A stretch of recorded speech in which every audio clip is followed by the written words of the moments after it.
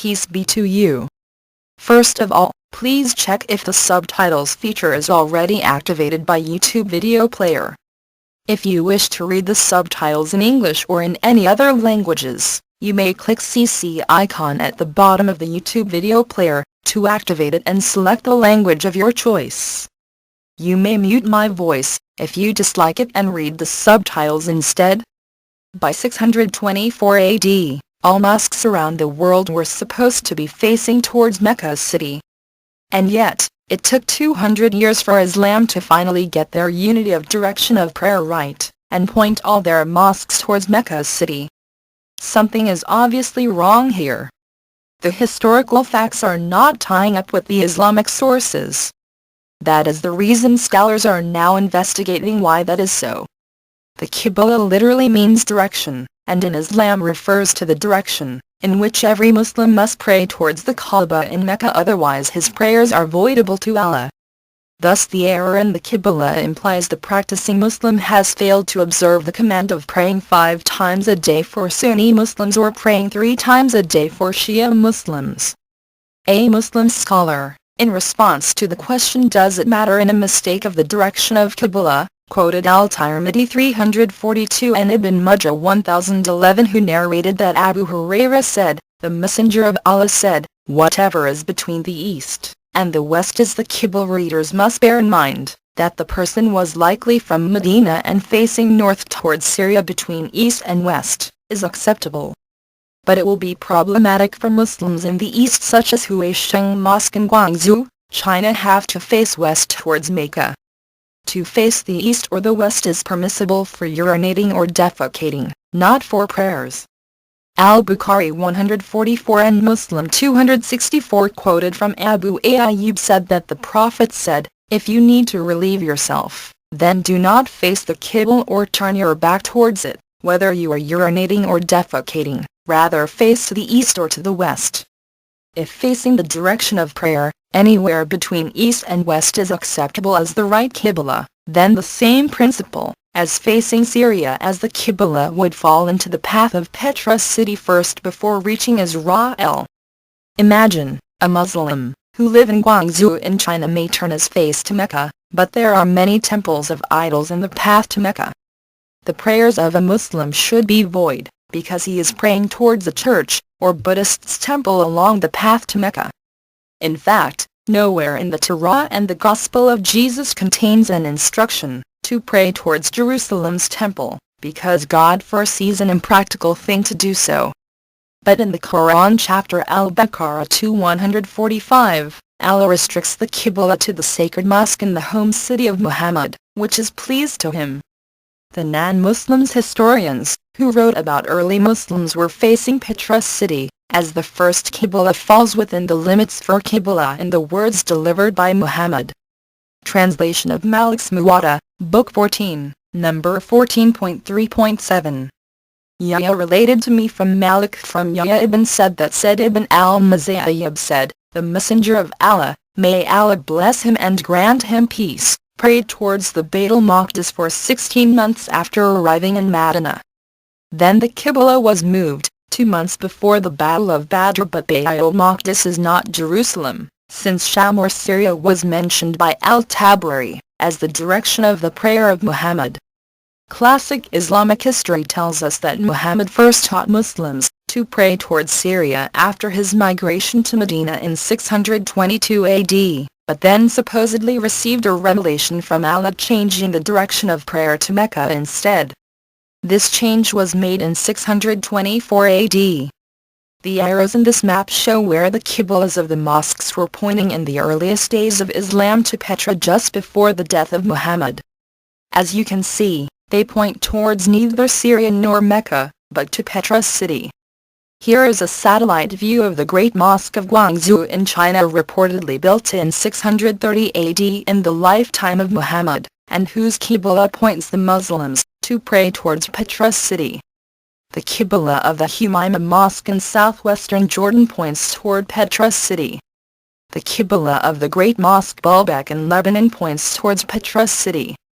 The Qibla of the Great Mosque of Sana'a built in Yemen in 705 AD points towards Petra city. The Qibla of the Al-Aqsa Mosque built in Jerusalem in 709 AD points towards Petra city. The Qibla of the Damascus Mosque built in Syria also in 709 AD points towards Petra city. The Qibla of the Anjar Mosque built in Beirut in 714 AD points towards Petra city. The Qibla of the Mosque of Ammar built in Syria in 720 AD points towards Petra city. In 727 AD, a mosque was finally built in Bangalore, Pakistan, the Qibla of which points towards Mecca city. That is 103 years after Muhammad's supposed revelation changing the direction from Syria to Mecca.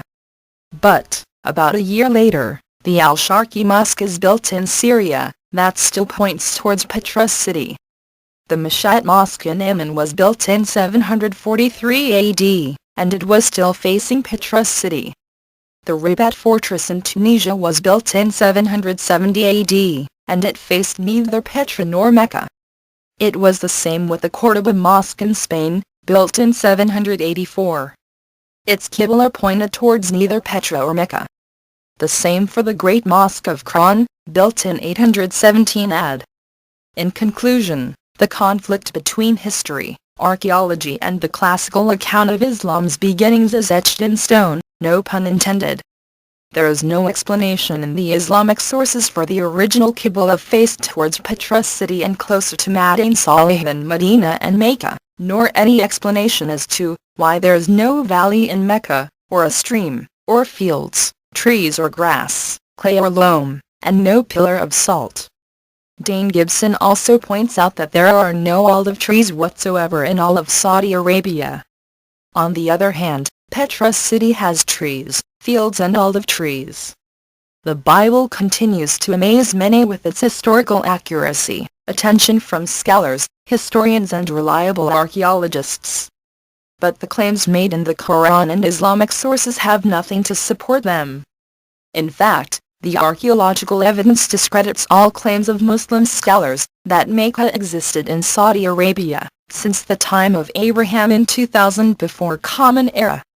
In 2002, Dane Gibson had asked several leading Jordanian and Saudi archaeologists about the archaeological record in and around Mecca.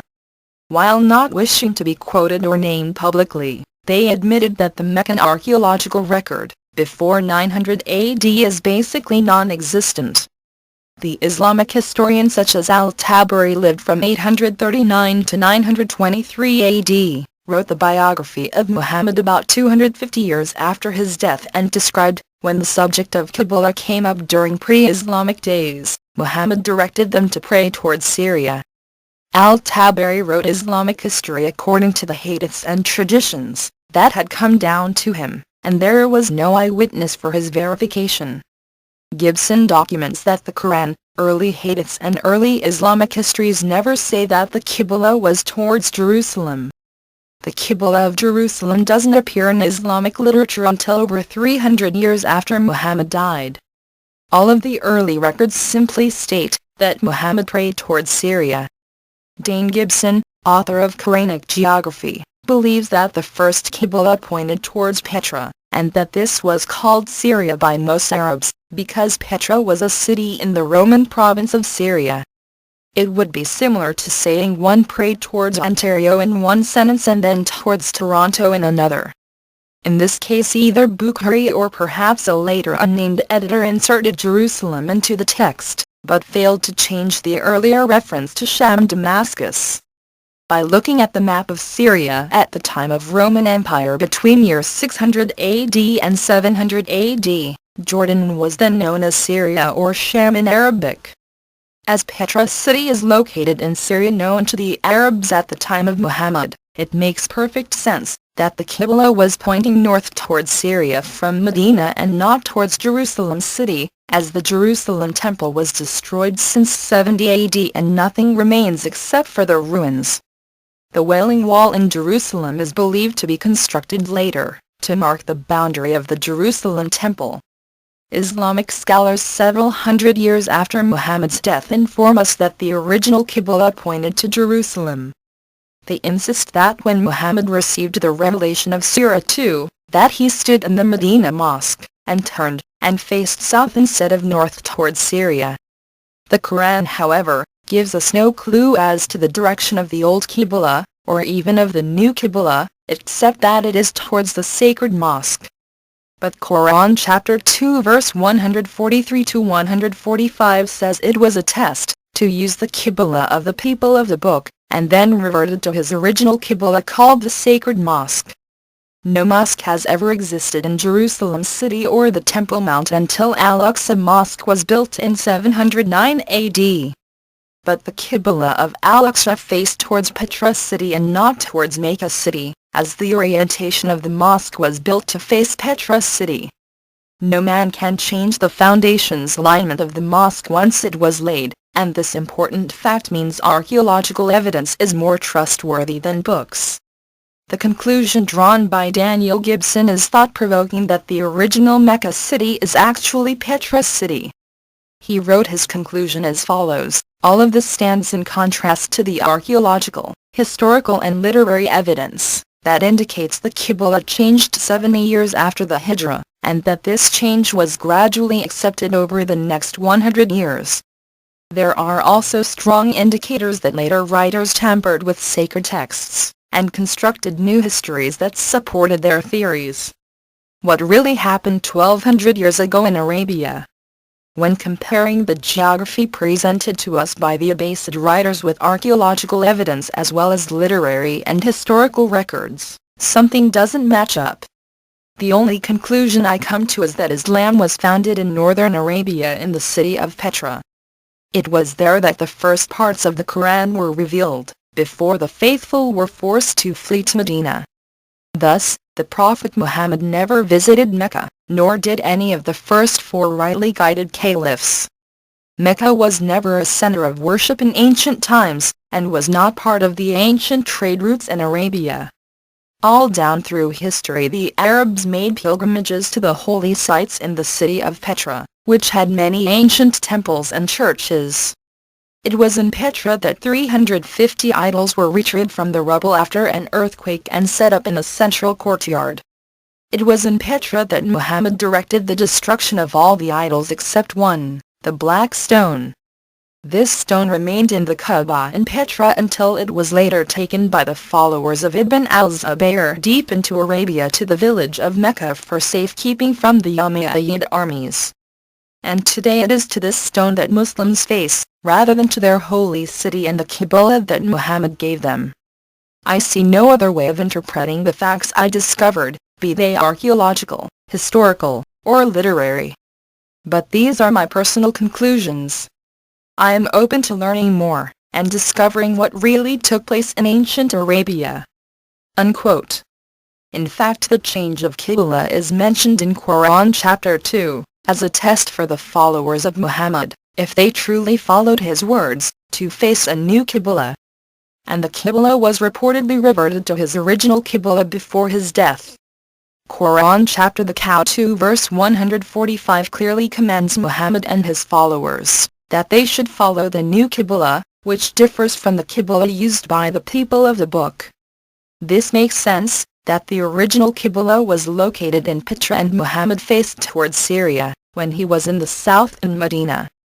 Muhammad might be asked to face Jerusalem in Israel further east of Petra city for 17 months and then reverted to Petra city. If the Quran is true about the change of Qibla happened during the lifetime of Muhammad and he directed his followers to do likewise, then the mosques facing Petra city prove that it was the original sacred mosque. The black stone could be removed from Petra or Baqa by the followers of Ibn al-Zubayr to a remote place in Saudi Arabia, around 692 AD in the village of Mecca for a new Kaaba. This may explain as to why there is no mention of Mecca in any literature until 740 AD, when it first appears in the Continuatio Byzantia Arabica. The earthquake in 713 AD turned Petra city into ruins and rubble. And Petra city was abandoned after another earthquake in 716 AD. This chain of events could compel Umayyad dynasty to change their minds to bring the black stone back to the ruined Petra city. According to Jane Gibson, the archaeological findings show the change of Qibla took place 70 years after the death of Muhammad, and it comes as no surprise that the very early Qurans did not include these verses. All mosques only aligned their Qibla from 822 AD onwards, to face the Mecca city. Two Qibla changes are noted from the Quranic chapter 2 verses 139 to 145. First change was towards the holy city of the people of the book, and then it was reverted to his original Qibla called the Sacred Mosque in Petra, as supported by archaeological evidence. If you want to study this subject further, please purchase a copy of Quranic Geography authored by Jane Gibson, as it is complete with references, footnotes, photos, charts, satellite images, timelines, bibliographies, and more. It will be interesting to see the response from Western as well as Islamic scholars, as they study and attempt to answer the material presented in Gibson's book. Shalom.